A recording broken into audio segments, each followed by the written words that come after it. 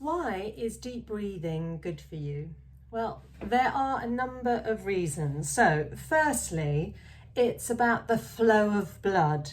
So blood is dictated by gravity. It's a liquid, so gravity will pull it down. What that means is that we have more blood around the bottom of the lungs than we do around the top. Now, that means that we have better and more effective and efficient oxygen exchange going on at the lower end of the lungs than we do at the top.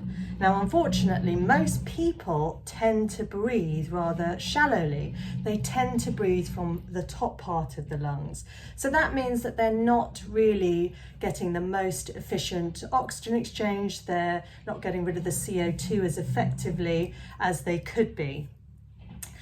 There's also another benefit for deep breathing, because when we deep breathe, we tend to hold that breath in for longer, release it, and hold it out for longer.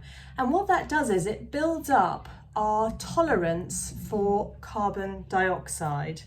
Now, anyone who's ever suffered from things like panic attacks or severe anxiety might recognise that sense of not being able to breathe properly, and that in itself can accelerate that sense of panic. What happens is that they feel that they need to get more and more oxygen in. When you practice slow, deep breathing, you start to build up a tolerance for carbon dioxide. So your body starts to get used to not having that flow of oxygen all the time, trying to pull it in.